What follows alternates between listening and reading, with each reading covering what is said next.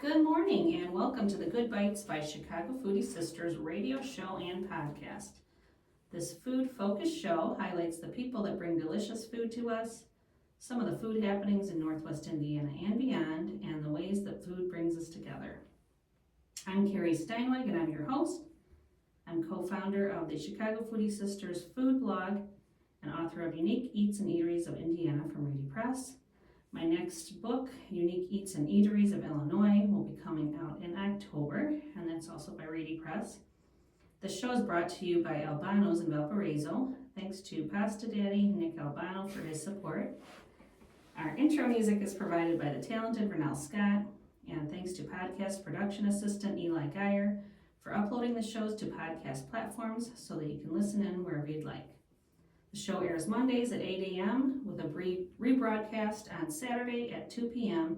on WVLP 103.1 FM with a live stream at WVLP.org. You'll find video of this interview on Chicago Foodie Sisters YouTube channel and Good Bytes by Chicago Foodie Sisters Facebook page. And you'll also find this show on several podcast platforms, including Apple Podcasts and Spotify.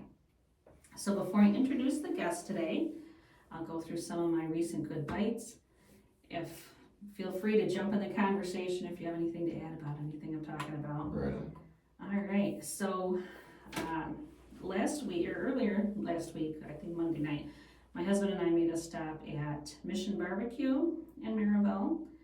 And I love the whole idea of the place and how they support veterans and first responders. And it was Military Appreciation Week, so there were lots of veterans in there with their hats on, and just nice to see them chatting and all out there having a good time. So I'm married to a retired firefighter, and we have a nephew who's a police officer, and I've had several people in my family who have served in the military, so I just appreciate their whole mission and what they do. They also have some good smoked meats, so I love to get turkey when I go. They have real good smoked turkey and brisket I like, and then I like to go through all the sauces they have. Have you been there before? No, but I've had them catered. Yeah. The truck goes out to one of our family friends' 4th of July party every year. So. Okay. Yeah. Yeah, that's where I think I first tried them, was at an event.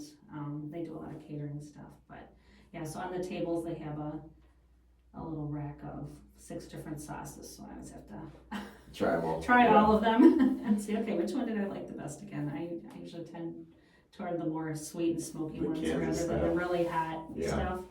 So so it's just real good smoked meats, and they also have real good baked beans, which I like, which have like chunks of the brisket in there, and good cornbread too. The cornbread is good, yeah. So then the next night, I met my sister in the city, my sister Becky, who does the Chicago Foodie Sisters food blog with me. And we did a cruise on the Fred A. Bussey Chicago Fireboat, which is celebrating its 90th birthday this year. It's a former part of the fleet of the Chicago Fire Department. So it was used as a fireboat on the lake and the river for many years. And they've been using it as a tour boat now for several years. It's veteran owned. And we had some bites from JP Graziano's on board, and it's just a very fun tour to do. There's so many different options for tours on the lake and the river. So this is a fun one because it's docked at DuSable Harbor, just south of Navy Pier. So the boat ride begins on the lake and then runs down the river, and I think we went a little bit into the South Branch and then comes back out, and then finishes on the lake as the sun's going down for these evening cruises. So Did you get good weather for it? we did. It was nice. It was a little chilly, but just as it got later, but not too bad. You needed a jacket, but it was nice enough. As long as it's not raining and super windy, it's good. Yeah. So, and it's also a nice narrated tour, so they include a lot of history and background on the architecture and buildings along the river. So we had a great time, some good bites and beautiful views of the city, so you can look them up at Chicago Fireboat Tours if you're interested in doing that.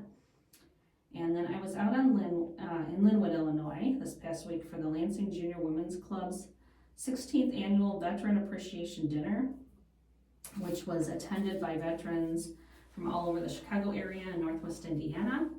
And I was in that club for many years when I lived in Illinois and was president when we got that dinner started. So it's grown a lot over the years and had over 300 attendees this year. And it was held at Dream Palace, which used to be Villa di Bruno back in the day. And they had a nice family-style dinner for the attendees with fried chicken, Italian sausage, and peppers, mostaccioli. I was also invited back to be a speaker at the event, so I talked about how the dinner got started. And then also, since it's Mental Health Awareness Month, I took time to talk about the need for mental health support for veterans, the high rate of suicides among veterans, and some of the resources and retreats that are out there to support veterans and first responders and their mental health journeys. Among them, Project Refit and Boulder Crest.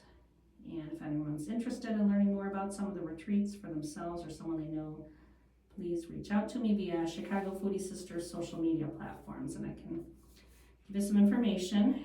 And it's getting harder and harder for the club to raise funds each year to keep this event going. It costs them about $10,000 to put on the event. So they're always looking for sponsors and partners to help them out on this event, which is free to all attendees and their guests and includes entertainment and raffle prizes. If you'd like to learn more about the club, you can go to lansing.gfwcillinois.org to contribute. Reach out to Lansing Junior Women's Club on Facebook. And I also made a breakfast stop at Red Cup Cafe and Deli in Chesterton this past week. So it was my first time there. And I've been working with Indiana Dunes Tourism on their coffee and sweets trail. So I'm visiting every place on the trail and posting about it on social media. So this was one that's on the trail. It's a cute little cafe that's open for breakfast and lunch. It's right across from the park and the tracks there in downtown Chesterton. And they do house-made muffins, brownies, donuts, pies, other baked goods. And then they have breakfast sandwiches, frittatas, soups, salads, and then cold and grilled sandwiches. So I tried a breakfast sandwich of it was eggs, spinach, cheese, and bacon on sourdough. So nice little, actually not little, it was a very substantial breakfast sandwich. My husband and I split it, and then the other sandwich that we got ended up taking home because it was enough for both of us. Do they do the sourdough there? That I'm not sure. I know they do a lot of the stuff they All the make pastries, in-house. Yeah, I'm not positive on the bread, but yeah, then the other sandwich we got and took home had a 9-grain bread that was good. It was Cool. like a panini. So, and they also have a signature drink for the coffee and sweets trail called the Beach Wave. So it's a latte made with honey, vanilla, and sea salt. Nice. So try that out if you stop at Red Cup Cafe and Deli. And then, okay, Saturday night, my husband and I had a date night and had an amazing meal. We went up to Schaumburg to check out the new Pearl Oyster Bar that opened last month on the second floor of Trulix Seafood in Rosemont, so it's right by the airport. It's a beautiful space, only open on Fridays and Saturday nights. And so we started with an assortment of East and West Coast oysters, and I always love flights. Anytime I could get a flight of anything, I always like to order it, just to, because I like to sample and try a lot of different things. So this is the first time I've ever seen a crab flight. So had to try that, and yeah, couldn't pass it up. It was one that included Dungeness crab from the Pacific Northwest, Red King crab from the Bering Sea, and wild Bjardi crab from Alaska. Then I had a cup of lobster bisque poured tableside, which I love, and that was delicious. For entrees, my husband got Ora King salmon, and then I decided to do some surf and turf and had filet medallions along with scallops. And they also have an extensive, impressive wine list. So I had a nice white wine with my crab flight. And then there's some really neat cocktails as well. And then one called the Voila, and it's made from vodka, framboise, which I had to look it up. It's a Belgian fruit beer. Raspberry. Yeah, a fruity beer. So it was, and then fresh lime and pineapple. And then they do dry ice, so it's In the cocktail? yes. Oh, wow. So it's kind of a fun, Yeah. smoky, bubbly show, and it tastes really good too. So everything at the Pearl was amazing. So it's a great place for a special occasion.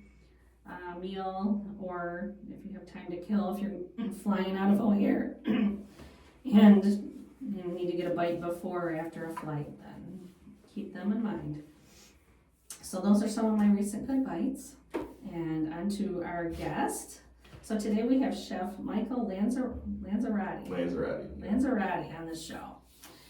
So Michael is a husband and father of 2 boys, Elijah and Gabriel, and he's Culinary Director for Meraki Hospitality, overseeing all kitchens and menus for Provecho, Ramen District, the Grand Catering and Events, and another upcoming Italian restaurant that's going to be housed in the old Ricochet building in Crown Point.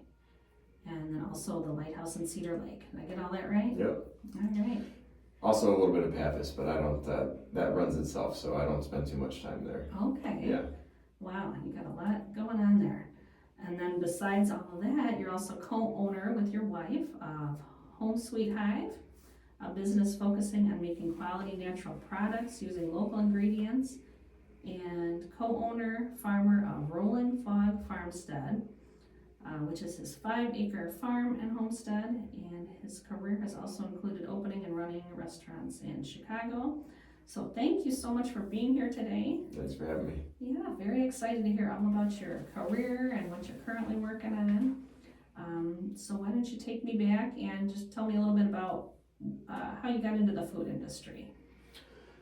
So I was really fortunate when I was growing up. I grew up in central Illinois, Bloomington, Illinois to be exact, very similar to here. It's kind of how we ended up here. But my mom was able to stay at home, and she cooked every day. You know, I come from an Italian family. Okay. Half my family trace back goes to Piemonte, northern Italy, and then the other half is from Sicily. Oh, wow. So we have that like cooking culture in our family. So my mom would cook every single day, and I remember always seeing that and was able to eat, you know, a lot that, you know, most people aren't fortunate enough to eat when they're younger. You know, we'd have rack of lamb, you know, not just for special occasions, sometimes just like randomly during the week, fresh pastas, that sort of thing. So I kind of developed a love for food from watching her and helping her a little bit when I was younger. And then like an affinity for pairing and creating flavors and stuff. So then when I was in high school, we had an area vocational program. I don't know if there's like similar programs out here in Indiana, but I would go to a different high school after lunch, and you know, they offered marketing, they offered culinary, auto, like all sorts of different things, different trades or whatever. So I did a culinary program for 2 years. Okay. And then went to business school, but I was cooking in restaurants, or working in restaurants and then cooking. So then I left business school without completing a degree there, and then went to culinary school in 2013 in Chicago, Kendall College, back when it was Laureate on Halstead. Okay. And they fortunately took a lot of my transfer credits from, you know, business school, even like philosophy or whatever, they applied to general ed. That's so, awesome, because I've got kids in college. Yeah. Not the case. Not probably. the case a lot of times. Yeah. So I was really fortunate there. So then I was able to get a bachelor degree in a little under 2 years. Oh, nice. So I almost finished college on like the normal 4-year schedule. I think I was at like 4.5, almost 5 years. But got very, very lucky that they took those. I was working the whole time I was in college. Spent some time with one-off hospitality of Publican quality meats. Now Publican bread. At the time they had Blackbird, Doves, and a few other restaurants. But I really, really loved working with them and the structure. And then that kind of, you know, launched me to, you know, to meet other people in the industry. And then was able to get a suit job pretty quickly in the city. You want me to just keep rambling? You're fine. I love that you're from Bloomington. I spent a bit of time down there because my sister is she's in a little town called Mackinac. Yeah. Kind of in between Bloomington and Peoria. Yeah. Yeah, so I love that area. And yeah, me too. Yeah. Is a lot of times when people are growing up, they want to get away from where they grew up, but yeah, I absolutely loved living there. Yeah. Is your family still there? No. My mom ended up moving up to where is it? Forest Park, a west suburb in Chicago. Okay. Her family grew up there. My parents ended up splitting when I was in high school or whatever. So then once I went to college, you know, my mom moved out, went to Chicago. So it was pretty easy to make that transition from, you know, business school to, you know, moving to Chicago to go to culinary school. had a place to stay, and getting started in the industry is not super lucrative, so it's, you know, kind of hard to figure that whole situation out, especially in Chicago. But yeah, so then from Public and Quality Meats, I was working at a couple of restaurants in Wrigleyville, like Wrigleyville, Boys Town border. Worked at a restaurant called Taverna. It was like a love letter to his Italian travels and his Italian family. And then that closed, and then I was fortunate enough to get my first exec job in the restaurant that reopened in the space. So we had like some business owners that ended up, you know, pulling out, and then the restaurant closed, and then the guy that owned the building was like, hey, you guys know how to run a restaurant, you might as well just, you know, keep going. And that's kind of where I got my start managing restaurants. That was when I was 24. I've been out of culinary school for a couple years. From there, went to White Oak Tavern in Lakeview. From there, I went to the West Loop, even though I swore I'd never go back and work in the West Loop. When I worked in Public and Quality Meats there, it was still like a meat packing district. They had... Yeah, it's crazy how that area has evolved. I remember going there, gosh, probably 30 years ago to see the Oprah show. And her studio was like all that was there. Yeah. And there was, and now it's this big dining mecca. Yeah.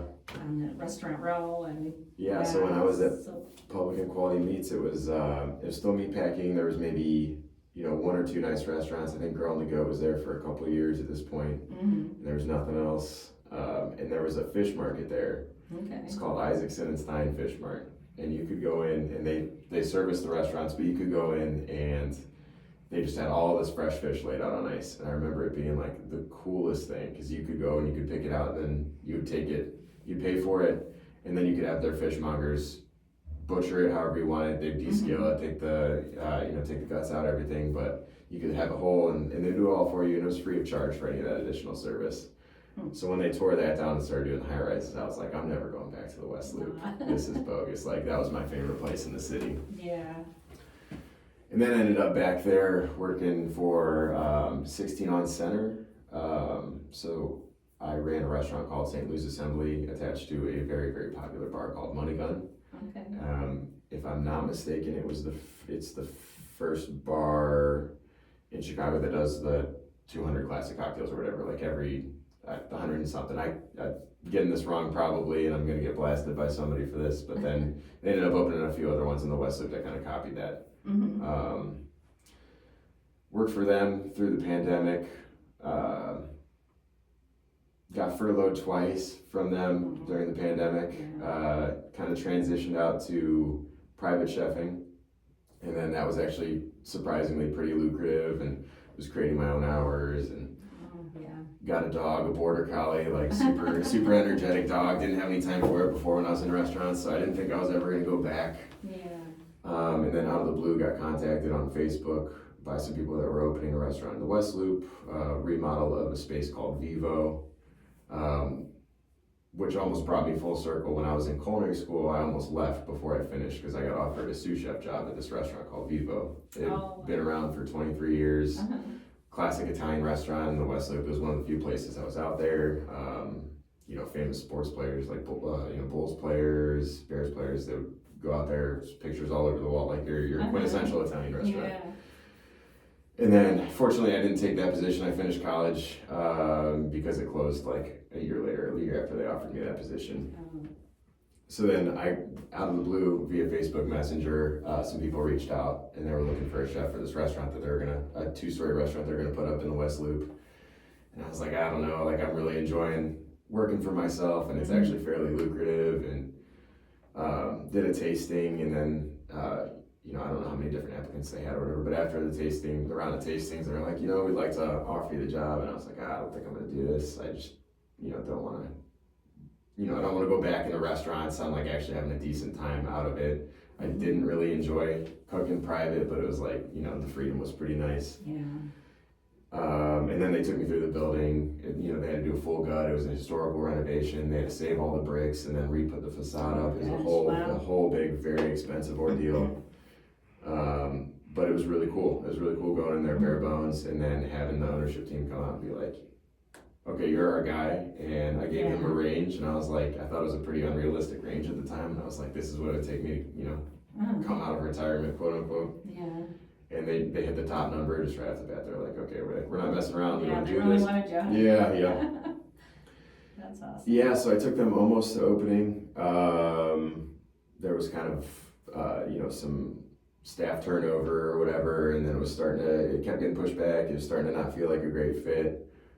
Still some great guys out there. I'd recommend go checking it out. Hide and Seek Chicago. It's in the West Loop, right next to Nobu.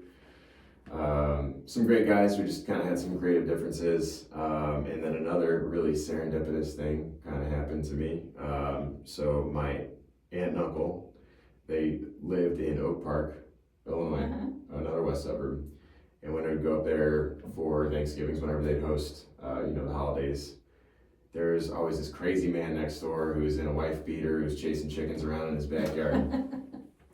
And this guy apparently knew a lot about wine. That's the extent of what I knew.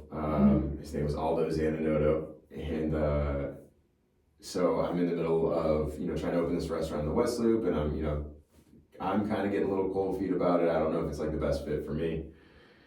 And then all of a sudden, a chef that is working for him, like on an interim basis, it's like filling in and just covering because they had lost their previous chef, had somehow heard of me through someone that I had worked with very briefly with this company that I was trying to open Hide and Seek with. Okay.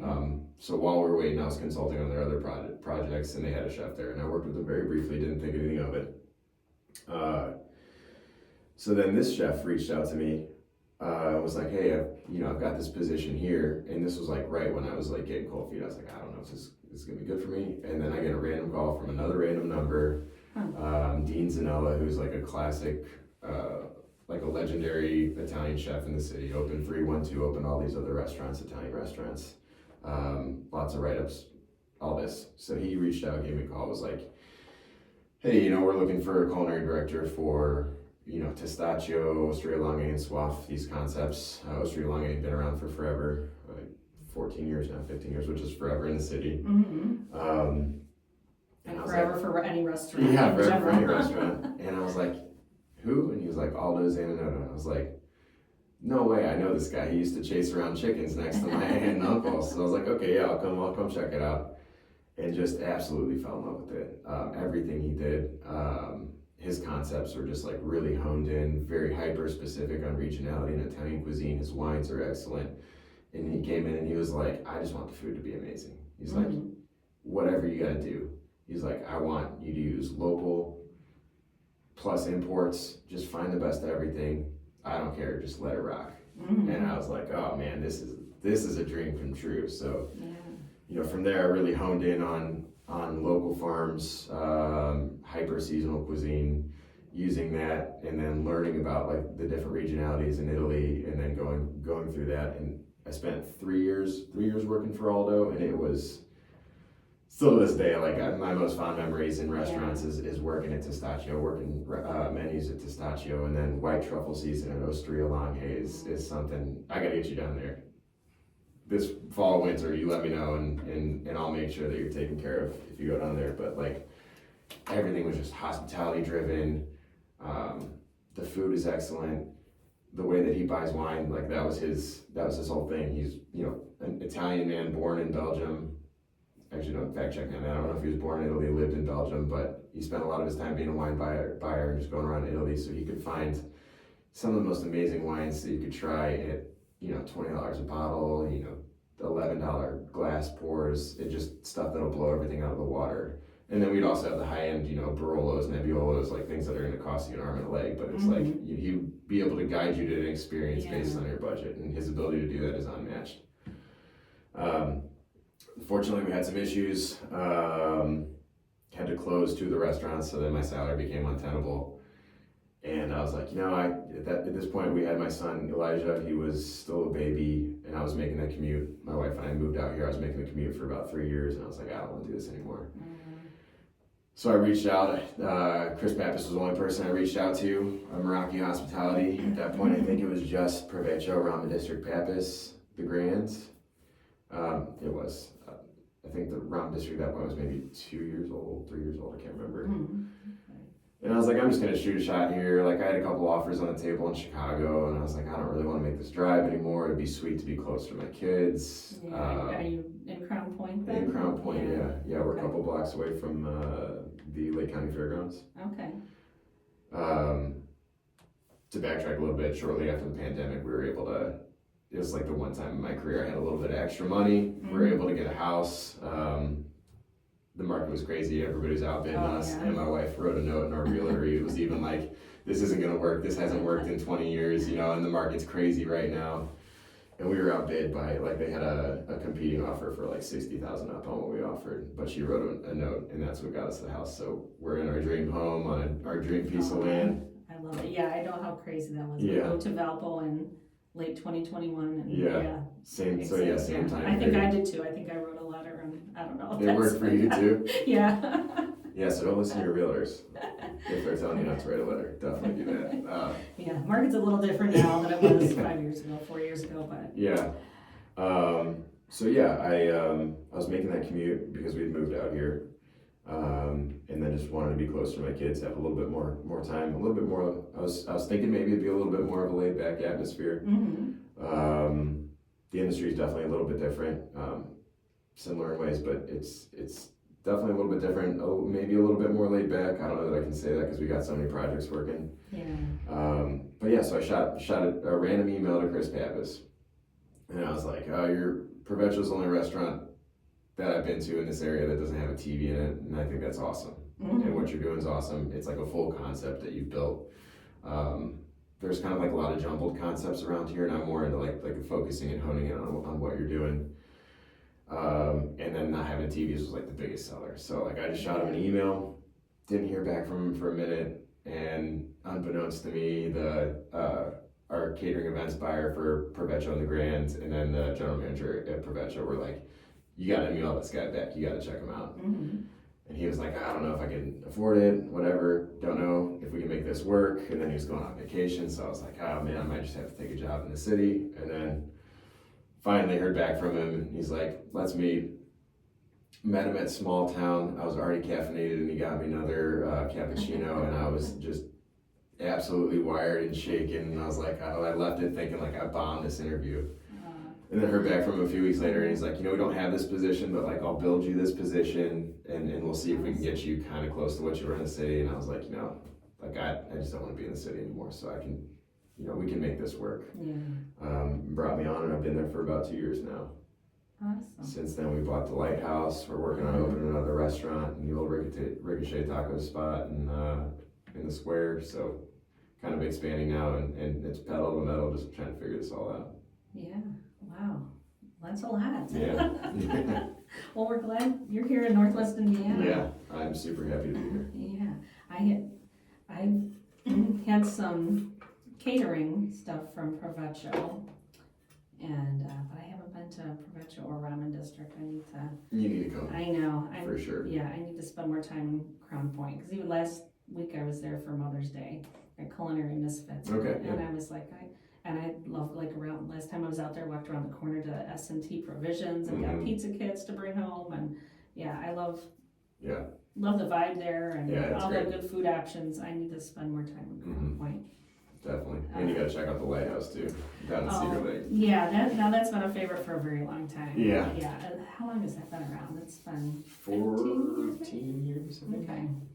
Yeah, and I remember going early on, and I thought it was so cool how they would bring out on the 400-degree plate. Yeah. So it stayed nice and, good temperature for you. Yeah. And because I'm one of those, I'm a food blogger and food writer, so I'm one of those people who, takes several minutes taking photos of everything, and usually by the time I get around to eating my meal, it's cold. Yeah. So that was a really cool feature that I remember from Yeah. the first visit. I was like, okay, I wish everybody did this. So, Yeah. So you have time to take pictures, and then your meal is still Well, that's good to know. nice and Yeah, hot at the come end. to Provecho, I'll make sure there's some Yeah. sizzle platter situation for you. Yeah. Yeah, and so how long ago did they acquire the Lighthouse? I think there was back and forth talks for a while. I don't know the specifics. I know after, I believe it was Dean's son after he passed away. He had taken it over after Dean passed away. Mm-hmm. And I know it was their passion project. So of White Lodging, Dean and Barbara White. Uh-huh.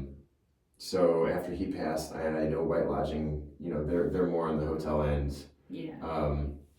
So a standalone restaurant doesn't really fit what their business kind of grew into. So they were kind of looking for a way to sell it, but they didn't want to get rid of it unless they had assurance that it was going to, carry on in the tradition that it was created. So I know they had been in talks with Chris for a while. I don't know how long those talks. I mean, I think it was multiple years before he finally, decided to try to. But it's pretty recent, like in the last year or so. Yeah. So the purchase went through on August of last year. So we haven't even been in there for a full year yet. Okay. We have some other partners, and we've put a lot of like money in just in beautification, restoration, that kind of thing. Wear and tear on restaurants is it's a beautiful space, but at 14 years, it's about needing some refresh and the community response to the restaurant and its history has been so great that they're constantly making additions to the building, and it was never intended to be quite as large as it was, so they kept adding to the dining room, adding without adding to the kitchen, or just the way that it was added onto. It just led to some like internal issues, with the bones of the building. So we've been working through a lot of that. Pretty much all of it's fixed now. Putting on new siding and a new roof this week. Working on the outdoor patio, revamping that. We've got some cool things going up out there. Our patio kickoff party's on May 27th. I don't know if this will be out by then. But people will get to see like the new look patio, new look gardens. There's some cool new dining areas out there. But it's been fun. And it's been open. It's still open through all these renovations. Still open through all this. Okay. Yeah, I think we've closed maybe 4 total days. 2 different Mondays and Tuesdays, and just had teams like overnighting it, just trying to get this all done. Nice. It's been pretty cool to watch. Coming from the city and opening restaurants and everything's just like tied up in bureaucratic nonsense, and it takes forever, and just to come and see like the amount of work they can get done in 2 days when you got teams like really pushing to it's been a weird thing working with our investors, because they're like, we're gonna close Monday and Tuesday, we're gonna open back up on Wednesday, and we're doing the entire drop ceiling and the floor, and I'm just like, not a chance, dude. We're gonna end up being closed this whole week, and then you get there on Wednesday and we're open again. It's like, all right, cool. Yeah, that's a gorgeous view from there too. I love going for dinner as the sun is coming down. It's amazing views over Cedar Lake. Yeah, best view in the area for sure. It is. Yeah, and then I'm a big history buff too. I've written a lot about the museum at Lassen's Resort, and I love everything they've done there over the years. So it's always nice to go to the view from both places, from the Lighthouse and then also from the porch over on the. You can make a whole day out of it. Yeah, it is. Yeah, beautiful space to spend time and get something to eat. So I'm going to take a quick break here to remind you, if you're just tuning in, that you're listening to the Good Bytes by Chicago Foodie Sisters radio show and podcast. And this episode airs on Mondays at 8 a.m. and rebroadcasts on Saturdays at 2 p.m. on WVLP 103.1 FM. And you can also live stream it at wvlp.org. And we're here today with our guest, Michael Lanzerotte. And he is the Culinary Director with Meraki Hospitality.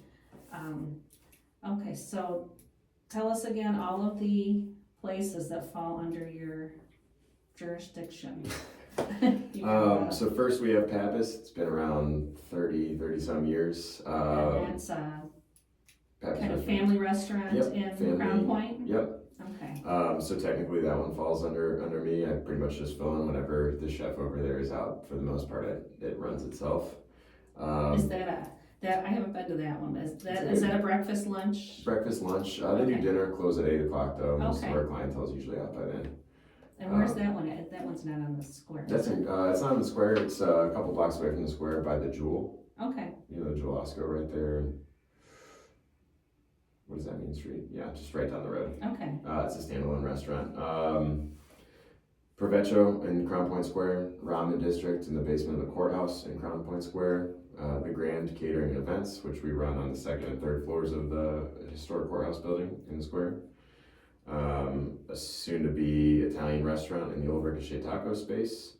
We're doing all fresh pastas. We bought a really nice extruder, so there's not going to be a single dry pasta out of there. It'll be an experience that you can't really get, well, Albanese, you can't really get anywhere else in the area.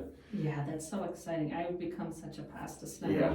because I did a few like pasta making classes where you're making it fresh, and then go into places where it's all fresh made, and it's just I can't eat it out of a box anymore. For sure. Yeah. It's I mean, especially with the extruded shapes. I mean, definitely when you're doing like pappardelle, linguine, all that stuff that you can make by hand. But then when you eat like a radiatory or something that's like extruded and it's fresh, you're just like, that's mind blowing. Didn't even think I could have this fresh, and it's unreal. And then to take it back to Vivo was the first place I had fresh extruded pasta, and it was radiatory, and I was like, get out of town, this is amazing. I know, yeah. Can't get it out of the box. Yeah. And I definitely, for the longest time, I was just like, I shunned cooking Italian food. In culinary school, everyone would joke with a name like Lanzerotte. I was just destined to open a red sauce restaurant, and I was like, nah, definitely not. So I always cooked French and New American, and after I worked for Aldo, I was like, okay, I get it. This is super awesome. So now I'm fully immersed in it. But yes, I run. We're gonna open a restaurant in the old Ricochet Tacos. Hopefully, we're looking at August. Awesome. And then Lighthouse down in Cedar Lake. Wow. Well, let's go back to so the courthouse. So the Ramen District is in there, and that's in the lower level. Yep. Okay, and then also catering for the event spaces. Yeah, so we run in the courthouse. What would this room be called? In the courtroom, I guess. Yeah, so the old historic courtroom. Yeah. That's where we run a lot of wedding ceremonies. There's also an event space on the third floor in a smaller room. I think I don't remember the names of all these rooms, so I'm gonna jack this up, and then my boss is gonna hear this and be upset. I don't know if it's called. No, it's a gorgeous space. Yeah, I know what you're talking about. I've been to a wedding there before, which was amazing. Yeah. It's been many years, so I think it was before Meraki was doing it. Yeah. Doing the food there, but just the courthouse itself is beautiful. Yeah, it really is. I love Valpo, and I love like courthouse squares, but I'm always like, I wish we had a prettier courthouse. I wish. Yeah. Because what is it, the Grand Lady? What do they call the one? What do we call Crown Point? Is it the Grand Lady? Is that the nickname? Oh, I don't know. I could like the historians. There's a nickname for it, but it's beautiful outside and inside. Yeah. So I can imagine so. Yeah, the red building Cool place is very to work, beautiful. yeah. I do miss the flagpole, but that's never coming back unless someone listening to this wants to fork over $250,000 to the courthouse foundation to put that back up. But yeah, no, the views there are great. So we run the weddings from the ramen kitchen. It's kind of like the deal to making that whole situation work. Because there's no kitchen upstairs. There's just hot wells and hot holding boxes. So we do all the cooking downstairs and then wheel it and then take it upstairs and then assemble for all the weddings. So we needed a way to have a mixed use space so that it wasn't just dead space for 80% of the days out of the year. And it's really vibey and cool. It's so the basement of the courthouse was the old jail. Dillinger was held there. Yeah, Dillinger was held very there. cool history there. Yeah. But it feels like a tucked away little building. I don't know. It's got ramen, like a ramen shop in Japan kind of vibes. It's just tucked away. Pretty small. A lot of counter seating along the bars, not a whole lot of tables. It's just really neat. It's a really cool vibe. Doesn't quite get enough love. We don't get enough foot traffic down there, so I'd love to kind of push that a little bit. But we do some cool events down there too. We'll do late night ramen 4 or 5 times a year, where we open it up till 2 o'clock in the morning. We'll get some DJs. We'll do some cool stuff in there. Nice. We're looking for some more programming coming up in the summer. Yeah, that's one of our like more interesting spots that doesn't kind of get enough love. Okay, tell me about Provecho, because I've never been there, so give me a sense of the vibe and what the menu's like there. So Provecho is Latin American cuisine. This is Chris's passion project. So my boss, Chris Pappas, he went to culinary school. I think CIA Hyde Park. I should have really brushed up on all this. I can speak really confidently on my boss and Crown Point up until the point where you get me in a room like this. But yeah, CIA, and then he went and he worked for a little bit out in California, Chez Panisse, and then my understanding is he traveled through Central America and really just fell in love with the culture and the food. And then after he did all that, moved back to the area. I don't know if he was intending on it, but came back here and had an opportunity to open a restaurant, and that was really his passion project. So that's where I spent a lot of my time in the breakup of restaurants. I would say Lighthouse and Provecho get kind of most of my attention. Yeah, so I mean, you'll see like, really approachable things on the menu like tacos. We do arrachera fajitas. They're not really presented like, how you get fajitas in another restaurant, but we have a churrasco grill, an Argentinian grill that we can raise and lower over open wood. That's kind of like the centerpiece of our kitchen. Nice. The kitchen's an entirely open concept. We're making our tortillas from scratch. We have, a plancha next to a tortilla roller, so you can watch them make your tortillas as you're eating. It's really neat. And we're probably 85-90% scratch kitchen. We make all our own ice creams for the restaurant. We do all our own pastry. And then,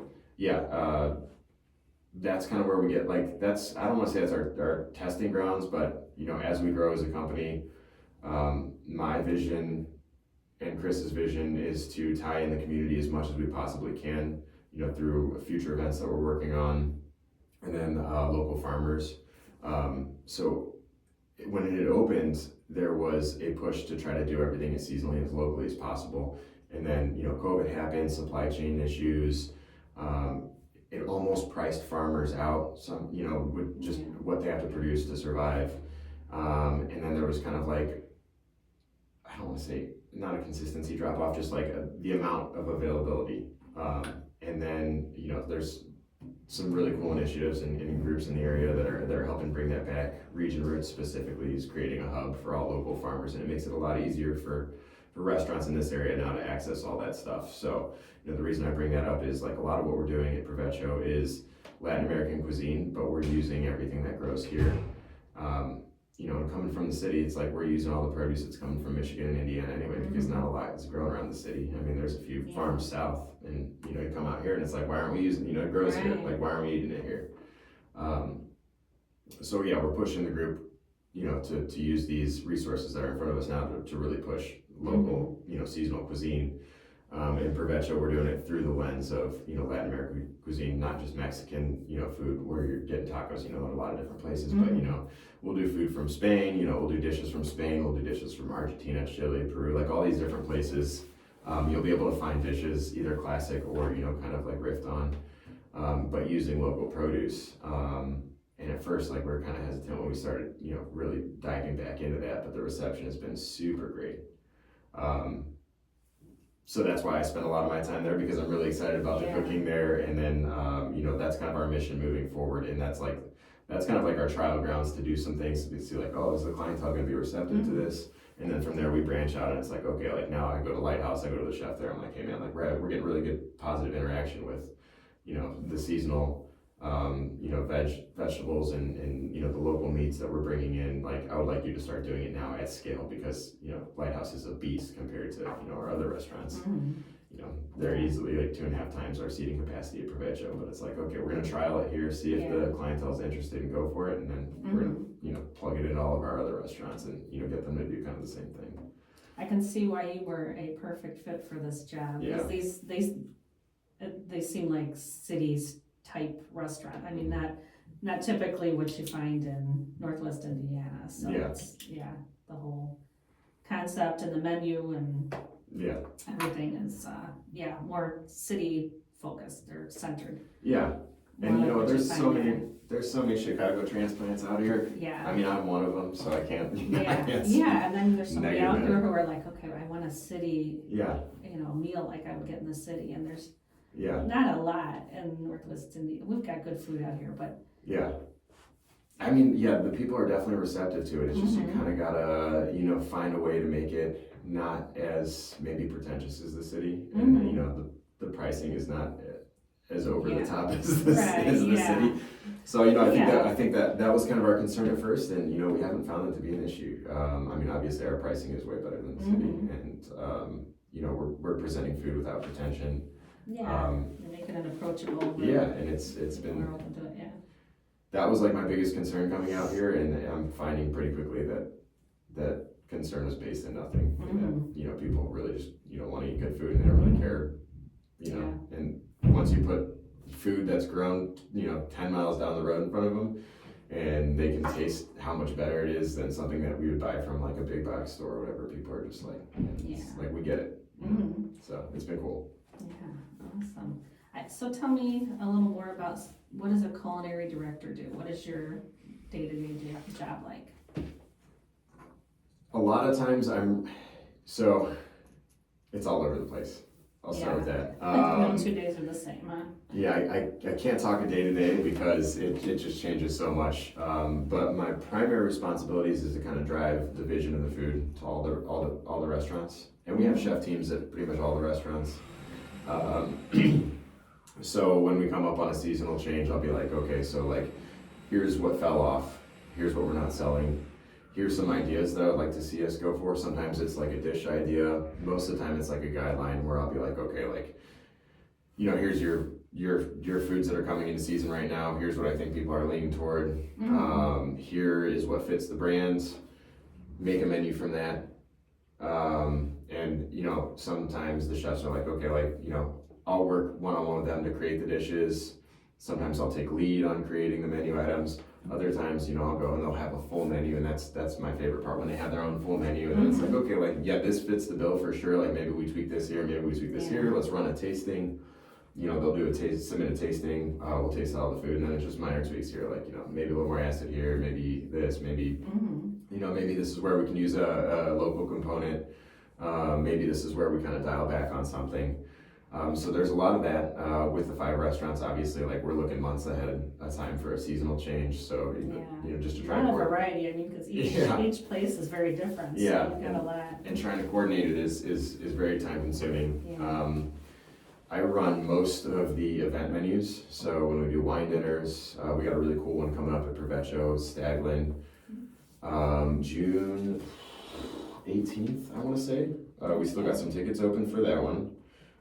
So Chris recently took a vacation to Napa Valley and then found this winery, and their son had some sort of neuro disease, so they created a separate grouping of wines from their estates to raise money specifically for that. And not only is it just like additional to their main brand, they're like really good, they're really good wines, but so we're highlighting a dinner for them June 18th at Provecho. So anytime there's a wine dinner, I'll do wine dinners. I'm doing the food for the patio opening party. I'll do food trucks. I'll get on a food truck. So it's really cool because I'm not stuck in one restaurant. I get to hop around and like no day is the same. So it's like, I get to solve problems at a bunch of different areas. Yeah, sounds like a dream job for somebody who's in the culinary world, where you aren't like in the kitchen working the crazy late night. Well, yeah, I guess, but not daily till 1 a.m.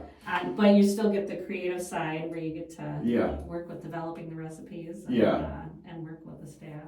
And I'm 34 and I don't want to get away from like the line cooking part. So like when I got hired and I was talking to Chris, I was like, I want to jump in here and there, which has turned into a little bit more than what I initially anticipated. So anytime there's staffing issues at any of the restaurants, I'm in filling in on the line. So my first couple of years, first year, we had a hard time staffing up Provecho, so it was like. I was running the wood grill every night, which is my dream. To cook open flame is my, Okay. And it took away from other things that I was supposed to be doing in the job. So selfishly, I kind of spent a year just hanging out and grilling meat over, open flames. But yeah, so I still do scheduling also. Yeah, I'm sure a crazy schedule still yeah. as it is, but Yeah. you get a little. Yeah. And then a lot of it is like trying to drive new sales, trying to drive new business, and then trying to figure out ways to create excitement around the brands. Yeah, so we're putting on a big chef competition in October. October 9th at Bulldog Park, 5 to 10. 5 local chefs will be competing.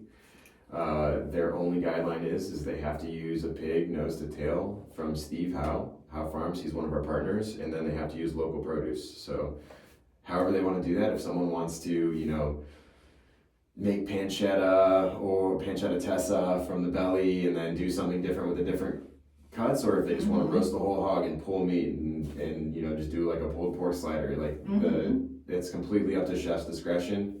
So yeah, that's that's one way that we really want to put people in front of the farms that are servicing them, because like one of the big problems I feel like around here is that, and everywhere, is people don't know their farmers personally. Yeah. And this is an event to like leverage our clientele into coming and then being present in front of the farmers. So all the farmers will have a free booth if they want to show. Yeah. So in addition to the food competition, there's going to be 10 to 20 farmers that come. They get a booth they can sell, or they can just put their information out there, as well as additional food, music, a lot of cool stuff. So really excited about that one. But yeah, we're doing events like that. We're working on more charitable community engagement. In November, we do meals for St. John Parish. That's where my wife and I are parishioners at. And I don't know what I was thinking the first year. I was like, they had asked me to do the meals for like 1,000 people, and I kind of danced around Chris. I was like, I don't know if this is like a good business decision, if we're just going to lose a bunch of money, but he was like, no, absolutely. Like, use the kitchens, whatever food you need, whatever, we'll buy it. Yeah, so we're able to supply food for, 1,000 people last year during Thanksgiving time. We're going to 3,000 this year, and then my goal is 10,000. So, we're working on ways to like really give back, really build community. Because another thing that I felt like was missing when I came from Chicago is the culinary community isn't as tight knit as in the city. You go and there's events for charitable organizations, or like even during COVID, like all the restaurants, all the chefs, even if you don't know them personally, there were people that were reaching out to other restaurants like, hey, does your staff need food during COVID? Or if it's like, hey, we got this charitable event going on, what can you provide? Is there anything that we can do? So. And not to say that doesn't exist here, because that'd be a pretty egotistical thing to claim, but we would like to strengthen that. So that's what we're looking forward to doing with these different events that we got going on, and different kind of things going on. So if anybody wants to help out with Thanksgiving meals, or reach out or do anything charitable, we got a lot of that coming down the pipeline, and that's going to be like a really important avenue of our business moving forward. Awesome. So let's talk a little bit about Home Sweet Hive. Right on. So when we moved out here, our goal, we initially weren't planning on moving. We didn't plan on moving here. This is where my wife grew up. She born and raised in Ground Point. Her parents born and raised in Northwest Indiana too. But we had always wanted to start a farm and just be able to grow for our family, and then a little bit extra for farmers markets. And then I've got baked in clientele that's running these restaurants. So, it's kind of like a nice little perk. And we were able to find some land out here, and starting a farm is pretty expensive. Yeah. And we were kind of looking for ways to maybe fund that with a business that would work symbiotically with the farm.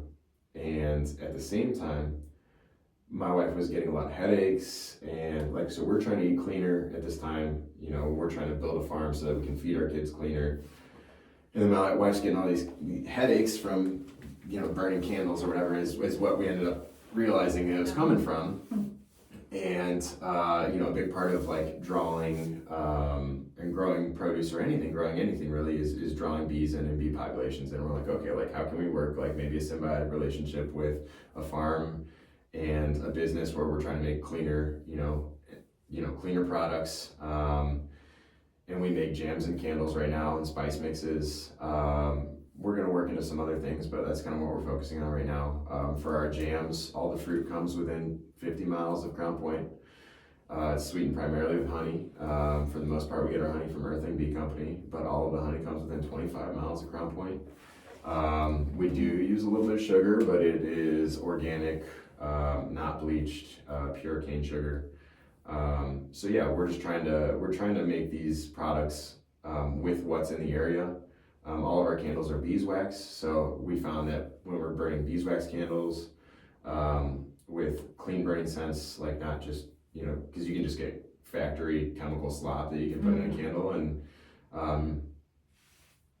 when we were testing scents, we actually had a few of those, and she was like, okay, I'm getting a headache from even smelling this one. We're like, okay, so this is probably the problem here.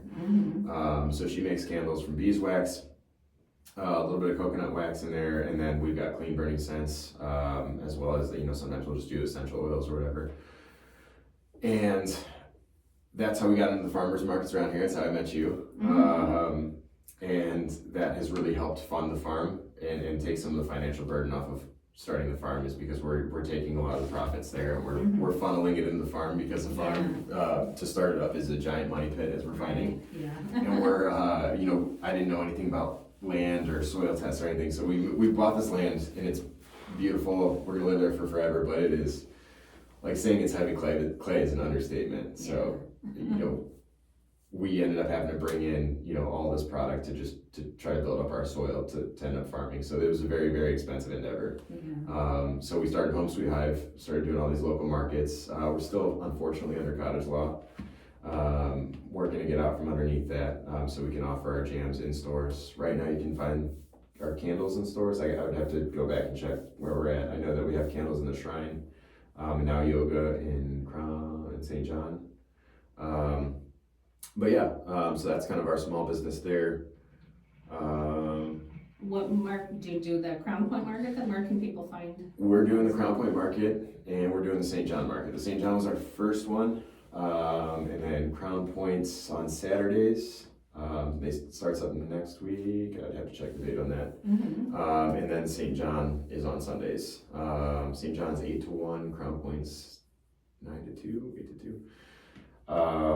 Did Valpo for a year. So my wife is a full-time pediatric outpatient neurology nurse. Oh, wow. And then I'm full-time also. We've got Eli's almost 3 now, and we've got another son, Gabriel, who's 10 months old. So had to drop our Wednesday markets just because we can figure out how to make it work. But you can find us at those 2 markets. Okay. And then this year you'll be able to find our farm's produce at St. John for sure, and maybe Crown Point.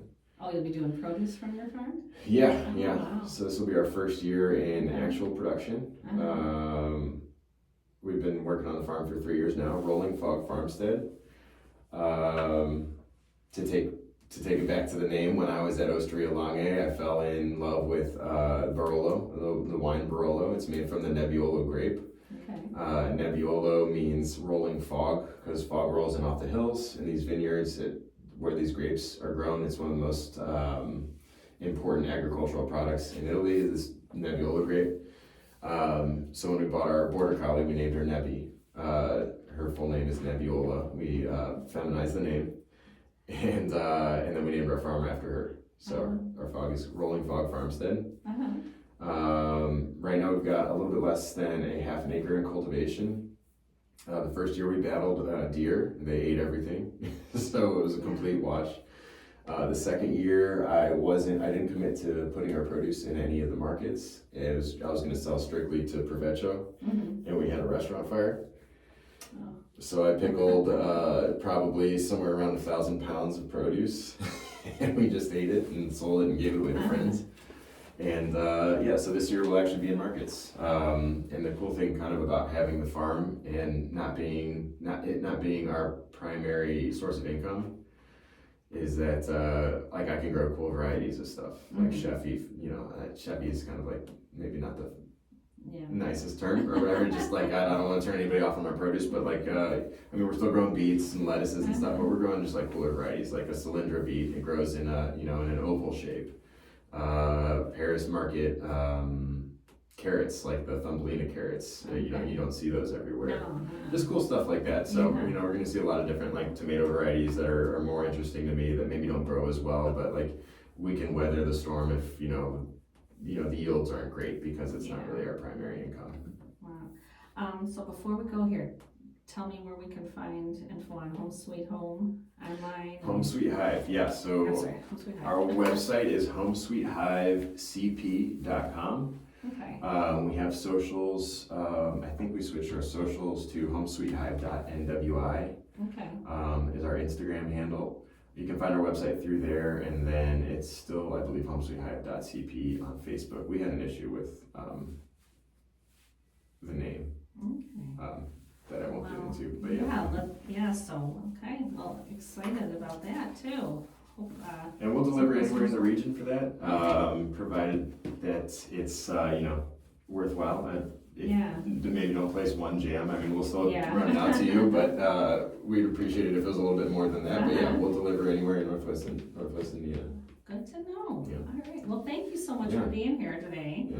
Enjoyed hearing all about you and all your ventures. And head out to Provecho, Ramen District, the Lighthouse, and look for Home Sweet Hive at the Crown Point and St. John markets. Thanks for being here with us today. Thank you so much. All right, everybody have a delicious day.